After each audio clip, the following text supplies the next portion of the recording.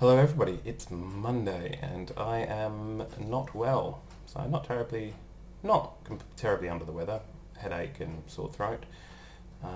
Yesterday was much worse, but thankfully it was Sunday, so my wife was there and she took very good care of our son, and that allowed me some time to myself. Today we've been out and about as always. I guess the thing I've been thinking about actually just recently is about autonomy, so children's autonomy.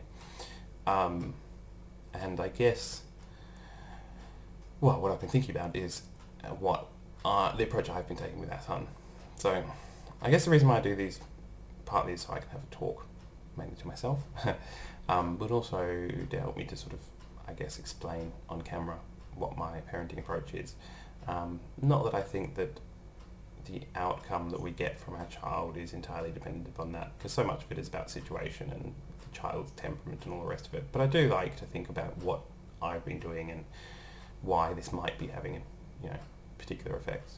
So, autonomy. I guess the basic idea is that I try and let him have as much say in what goes on in his life as possible. And I know that most people would say that they try and do that as well, but I guess the big difference is that maybe not big difference, but the difference is, I guess, that I've really tried to structure, and of course this is only possible because we only have one child, but trying to structure my life around him so that his day-to-day experience generally is that very little of what we do is imposed upon him. Almost all of what happens during the day is stuff for him, and he has the utmost choice in whether or not he wants to do things and what he gets to do, and whether and all the rest of it. And I was just reflecting that this is extended to things like changing his nappy. Is that ever since we had the sort of abortive attempt at toilet training, now when he's done a poo in his nappy, I'll tell him that he's done one, and I'll tell him that he needs a nappy change, and if he says no, then that's basically fine 9 times out of 10 if it's not leaking out the nappy.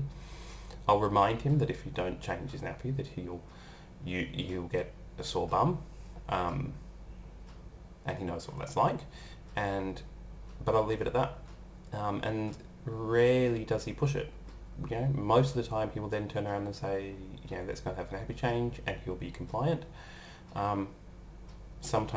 Occasionally he won't, and that's fine. I'll let him just continue on with what he's doing. The only time that I will actually force a nappy change on him is if it's leaking out of the nappy and it's going to make a mess everywhere.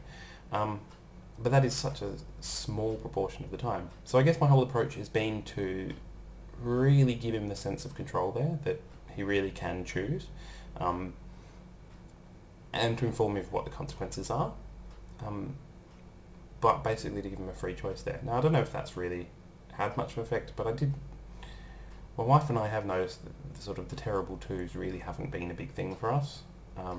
He's now 2.5 and he very rarely sort of tantrums. And so I don't know whether that's really a big thing, but yeah, I try to give him as much bodily autonomy as possible.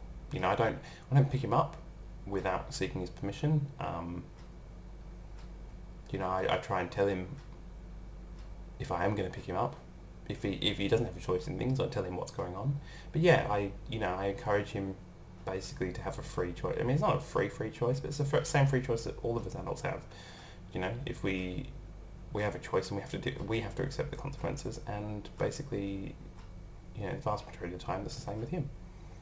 So yeah, that's what I've been thinking about recently. I hope everybody else is doing fine.